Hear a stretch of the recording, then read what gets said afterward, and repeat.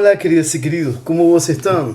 Sejam bem-vindos a uma aula mais, sim, do EIP, Estudos Introdutórios de Perfumeria. Já vai ficando pouco.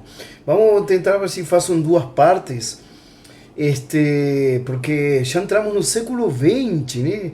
Foi a aula 9, não? Creo que agora é a aula 10, se não me equivoco, de História da Perfumeria.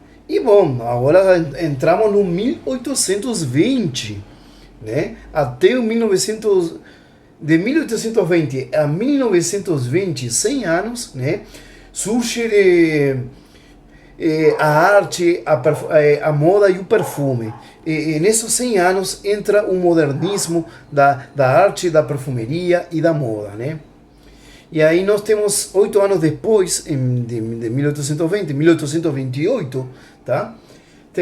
Temos um ícone e aí começa a perfumeria estruturada, moderna, se consolidar para depois o surgimento da perfumeria design. Assim que vamos lá, me acompanhem. Vamos com tudo, sim? Bom, assim, já estamos quase no final. Pegue esse caderninho, anote. É lindo ver a história de como surge, que perfume é muito mais que isso. Quando você vê perfumes que fizeram história, eu vou fazer um vídeo depois, tá?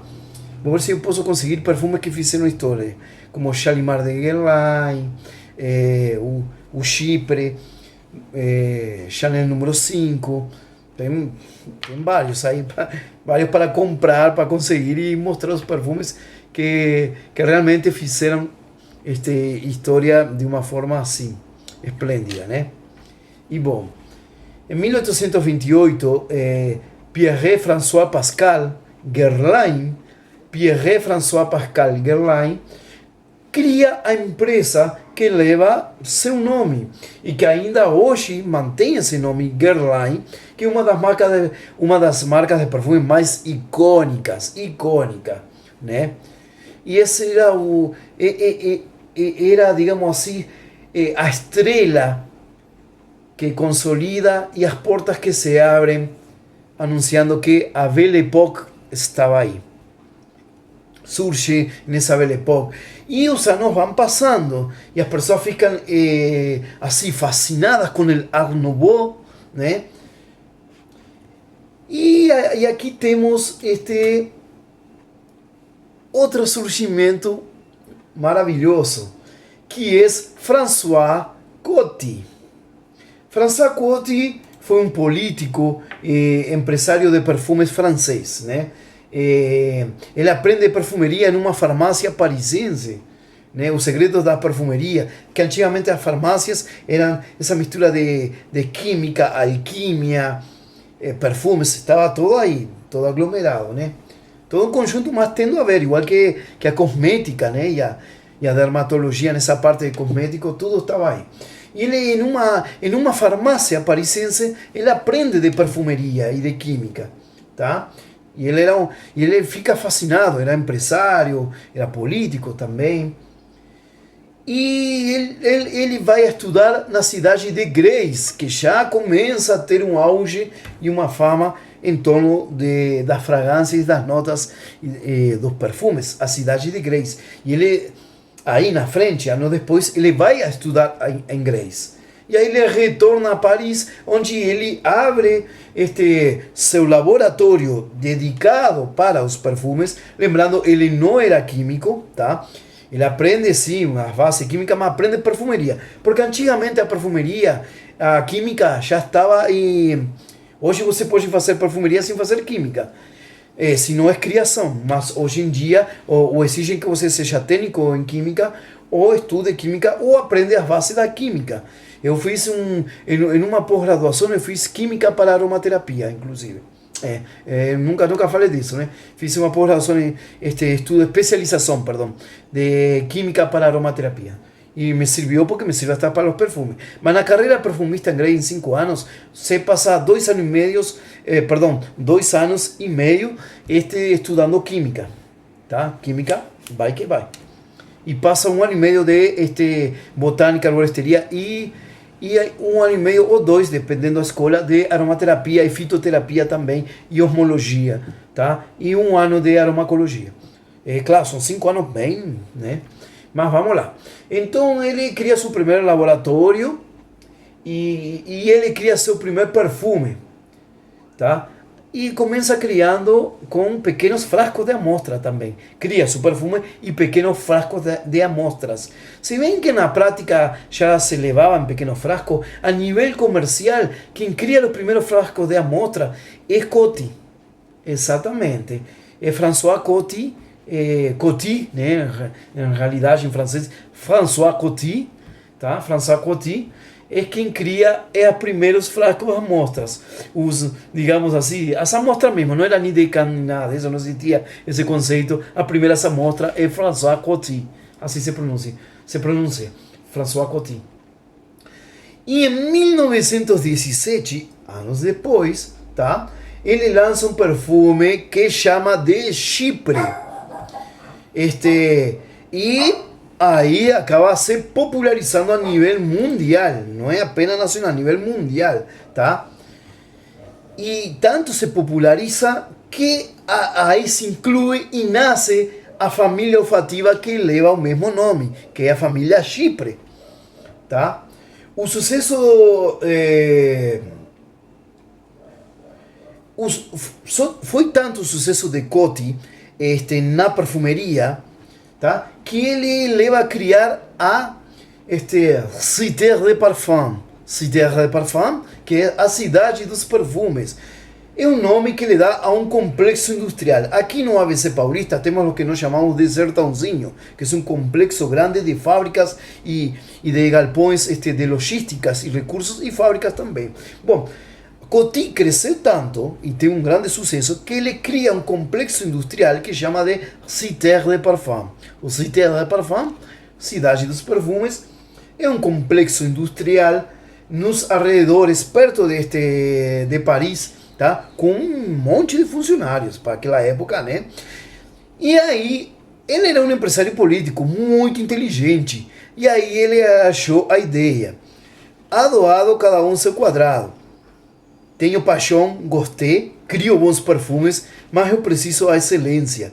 E ele se associa esse talento dele a um talentoso mundial, joalheiro, vidraceiro, que faz fama no mundo inteiro e ele fez história. E de que estamos falando? Estamos falando nada mais e nada menos que do joalheiro e vidraceiro René Lalique. Os perfumes da Coty de 1800, finais de 1800 e de 1900, os frascos originais eram criados por René Lalique, ou na supervisão de René Lalique. Por isso é que os melhores perfumes da história, tá? Sem desmerecer, não é Creed, da Casa Creed, até porque a Casa Creed tem tradição, mas não tem comprovação histórica nem argumentativa de que ele fazia para reis, rainhas e essas coisas. Eles falam, eles têm perfumes antigos, mas não chega à antiguidade que tem Guerlain. Guerlain tem como comprovar, tem frasco, tem caixinha, tem documento, tem tudo que comprova. E Coty também. Eram os dois concorrentes, Guerlain e Coty. Mas Coty, Guerlain também não ficava fora em criação de frascos. Porém, Coty, tendo a René Lalique, é indiscutivelmente incomparável a criação. De longe que não havia casa que ganhasse deles, né? Então, esse talento que ele se associa a René Lalique faz do perfume o produto de luxo único no mundo, os primeiros nichos, realmente, tá? No mundo inteiro, sendo considerado por muitos o pai da perfumaria moderna, né? E aquele contemporâneo, seu contemporâneo, que é concorrente perfumista Jacques Guerlain, tá? Lembra? O contemporâneo perfumista Jacques Guerlain, que nós temos Pierre-François Pascal Guerlain, que depois seguiu o filho Jacques Guerlain. O terceiro desta família entra em paralelo. Jacques Guerlain, que é o terceiro da família, desde seu criador, que foi Pierre-François Pascal Guerlain. O terceiro seria tem um filho e ele é um neto do criador, o Jagerlain, tá? Ele entra em paralelo com essa influência de Coty, com o Chipre, tá?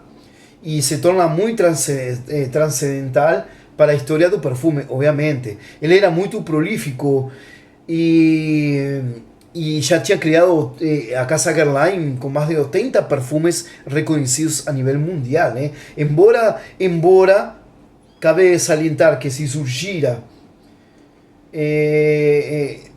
já em um certo dado momento mais de 400 perfumes que Jacques Guerlain cria mais de 400 perfumes. É incrível, tá? Se a gente se refere à data, ele já tinha duas criações olfativas desde aquela época, falando de Guerlain, que o Chipre de Paris e o Chipre.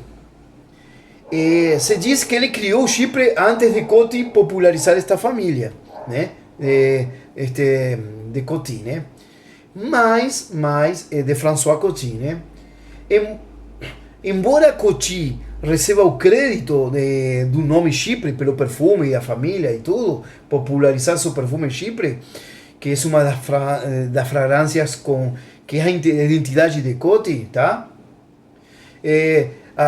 Coty pegou a ideia, a ideia clássica que já existia e deu-lhe uma nova estrutura bem definida e uma forma diferente, claro, né?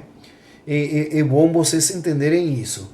Em 1920, que nós podemos ver aqui, em 1920 até 1950, surgem os novos tempos da perfumeria.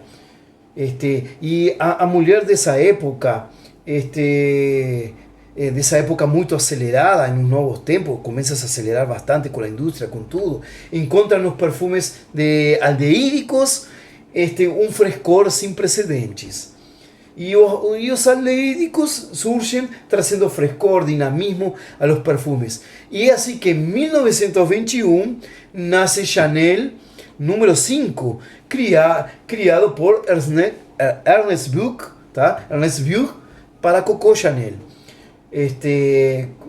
Donde surgen diferentes teorías en base a seu nome, desde que eran 5 tipos de aldeídico y un número 5 escolhió y por eso pasó a se llamar Chanel número 5, que contiene, o sea, que es el quinto protótipo de frasco que él aprobó, que o 5 é o número favorito e da sorte, que é um número mágico, mas se tornou um grande sucesso na alta sociedade naquela época, e a sua garrafa de perfumes com um bloco retangular de linhas simples perdura hasta hoje, como também tem o Gabriele, e os perfumes mais icônicos são quadrados retangulares, né?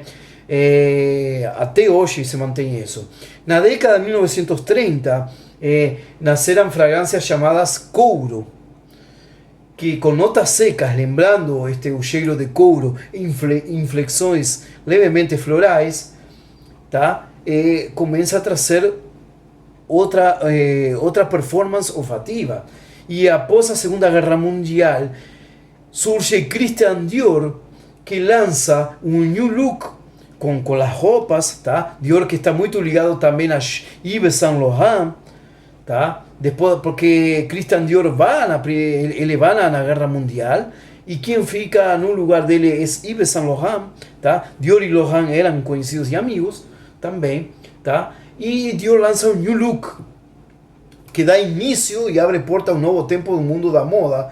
E também ele é Dior que une, é Dior, tá? Si bien Chanel lanza un perfume, es a través de Dior que une a moda y universo das fragancias, literalmente Christian Dior, tá? Y as costureras começam a impor as fragrâncias com caráter, cada uma, ou seja, os designers começam a impor as fragrâncias com seu caráter e seu estilo. E o perfume da alta costura começa a se impor e a se destacar. Por isso é bom entender isto, para entender o que é perfume design. Por que perfume design tem casa que fica descontinuando? Até porque os perfumes design mantêm um perfil design mesmo, das casas de moda, da alta costura. Isso é até hoje. Então não é apenas numa concessão de perfumeria só. Então vocês têm que entender que assim como vai evolucionando a alta moda, também as casas tentam ir revolucionando e evolucionando os perfumes. Aunque, claro, na perfumeria eles deveriam entender que tem perfume que vale muito a pena, que deveriam ficar aí literalmente, né? E nós temos que de 1950 a 1960 surge a expansão da moda do perfume. E na década de 50 a perfumeria francesa entra no auge, né? E esse auge que surge atrás de Poiret, de Ward, Chanel, Lanvin, Nina Ricci e, claro, que mais que Patou, né? Que chegou a ser o perfume mais caro do mundo, Jean Patou, tá? E os grandes nomes da moda começam a se realizar com grandes nomes na perfumeria. Aí surgem as famosas água de tocador, conhecida em francês como Rue de Toilette, tá? Que é água de tocador. E surgem as águas de tocador masculinas, tá? E começa a nascer o perfume norte-americano, que avança a passos longos, perfumes norte-americanos, né?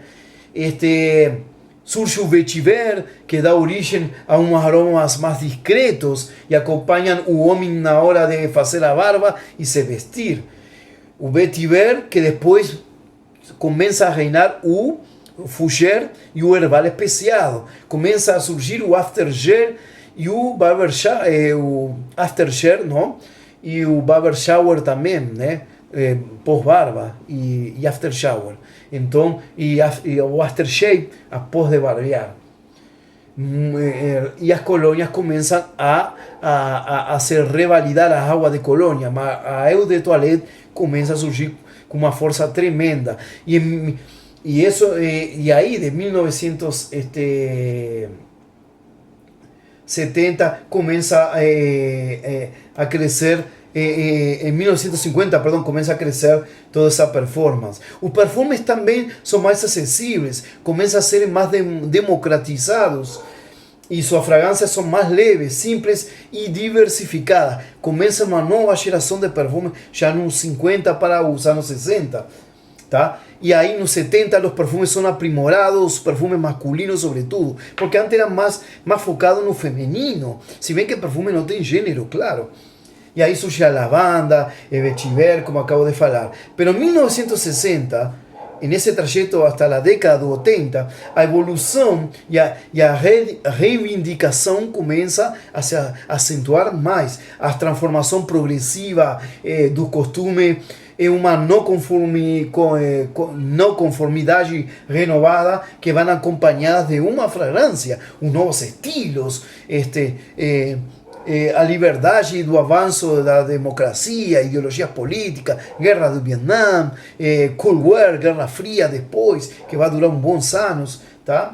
E tudo isso acompanha a revolução dos hippies também, donde surge o patchouli, que se torna popular nas ruas. Na década de 70 se transforma en lo que es el power flower, e o patchouli reina, né? A nível universal. Mas em contraponto, para quem não sabe, as águas doces parecem satisfazer o desejo da suavidade. Começam a surgir perfumes dosificados leves, tá? E aí temos que a mulher nos anos 70, reivindica sua diferença, seus direitos, seus valores e sua equidade, e não apenas igualdade, e sim equidade diante do homem em uma sociedade patriarcal e masculina. E usa um perfume já que corresponde a seu estilo de vida, e não mais que tem que usar florzinha e docinho. Não, ela começa a usar e a exigir, reivindicar perfumes para seu próprio estilo de vida. E na França, como nos Estados Unidos, nacen perfumes conceituais que seducen a mulher sofisticada. Tem um perfume norte-americano que se chama Blue Night, del 60, 70, maravilhoso. Creo que eu postei também lá no Instagram, faz muito tempo, que eu coloco vintage perfume, né? E bom, e esses perfumes conceituais começam a seduzir a mulher moderna e sofisticada, que também a torna provocante, assim como o natural e romântica, como romantizou e se tornou Chanel número 5 nas mãos de Marilyn Monroe, né? E aí depois, com a eau de toilette, a água de tocador, surgem perfumes marcadamente masculinos. E o homem dissocia definitivamente o banheiro matinal, que era o aftershave, e além disso, o hábito do perfume, para dar uma nova entrada a uma nova geração de perfumes, que aí temos em 1980 y hasta a partir dos anos 80 hasta el 2000, ¿tá? Que es el trayecto de en esos 20 anos, é o trayecto da perfumeria contemporânea agora, mas é o trayecto da perfumeria moderna à perfumeria contemporânea, tá? Donde das fortes emoções começa a surgir o cheiro do mar, tá? O perfume dos anos 80 se torna poderoso e marcante, y comienza a acentuar esas fuertes sensaciones que va procurando os fãs de atualidade, das ondas do surf, dos esportes radicais e dessa onda yuppie, né, que se fala, né? O perfume masculino começa a exaltar o corpo do homem diante dos elementos naturais. As mulheres marcam o território das suas conquistas, as conquistas profissionais, com casacos, com ombreiras longas e com fragrâncias fortes e muito intensas, como surge como como um perfume del 70, que é muito inovador, que seria um perfume que nos 70 foi muito usado, que é Bandit de Pierre Piguet. Bandit, né? Um perfume feminino que tem mapa masculino e dark, mas um perfume gostoso também, que também usa as mulheres, uma mulher realmente de peso, de caráter e vitoriosa. É um perfume realmente marcante. E assim, a todo isso, chegando dos Estados Unidos, as fragrâncias mais frutadas começam a oferecer um novo tipo de perfume para homem e mulher através das fragrâncias frutadas, né? Mistura de doces e cítricas. E assim, outros perfumes tentam tranquilizar. Começa uma versatilidade perfumística. Surgem perfumes para tranquilizar, más calmante, con fragancias que remontan a infância, más bucólico, ou seja, más campestre também. Eles começam a associar a doçura e o sabor ao cheiro. E aí começa a baunilha, caramelo, o leite. Ou seja, começa a surgir o gourmand, o perfume gourmand, né? Gourmand não, gourmand. E um homem se abre ao mundo tendo um cheiro limpo, começa a surgir os atalcados, os terrosos, o after shower, o depois do banho, tá? Claro, tudo isso, esse cheiro limpo que é como procurando, como posso dizer, procurando satisfazer um desejo de pureza e transparência, que um homem que realmente arremete a uma identidade. A barreira do gênero já é quebrada, do masculino e feminino, tá? E isso aparece através do CK1, Calvin Klein One, né? Que é o primeiro perfume unissex dessa época. O primeiro perfume unissex é realmente, tá? Ou como se diz hoje, compartilhável, é o Calvin Klein One, tá? E começa a surgir os perfumes marinhos, aquáticos, vegetais e naturais, tá? Como surge um filho de armênios, filho de pais armênios, que emigram depois da guerra da Armênia para a França, e surge um cara muito visionário, que aos 21 anos cria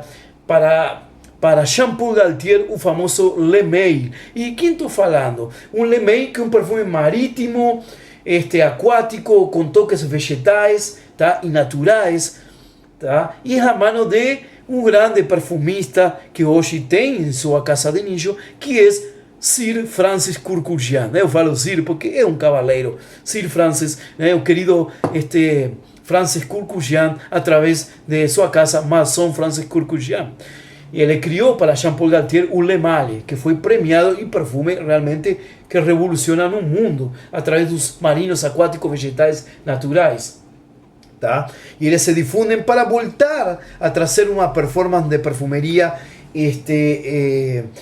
a lo que es la esencia, que es a terra, o fogo, a agua y o ar, né? Para así entender. Y en 1992 también quiero salientar, Thierry Mugler marca un marco muy importante en la historia de la perfumería moderna con el lanzamiento de un clásico de sus perfumes, que es o Angel, tá? En una época que a fragancias unisex y buqués de flores ditan a norma, Mugler llega y chuta o pau da barraca y muda tudo, va en contra de todos los padrões da perfumería y ofrece una fragancia que reinterpreta a familia oriental, adicionando un carácter más marcante de pastelería con una nota de praliné. Y pues, se puede ser considerado como a célula o embrión de lo que comienza a tornarse oficialmente a familia Gourmand, ¿tá? Y en poco tiempo Angel posiciona-se entre las 10 mejores fragancias europeas, né? Así que nós temos muita coisa. Bom, essa é a primeira parte. Muito obrigado por acompanhar. E galera, não perca a segunda parte, que é o século XX, explosão de criatividade. E com isso vamos concluir a história da perfumeria. Assim que me acompanhem, curtam, comentem aqui, falem que aprenderam, que conheciam de tudo isto, desta história da perfumeria moderna para a perfumeria contemporânea, que vamos no século XX, para o século XXI já, né? Perdão, já no século XXI, com a explosão de criatividade. Muito obrigado, curta o canal, me siga no Instagram, Roberto es uruguayo amigo aquí en São Paulo, en Brasil, Aresentia, porque perfumería é arte, é essência, mas melhor que crescer sozinho é crescermos juntos. Obrigado.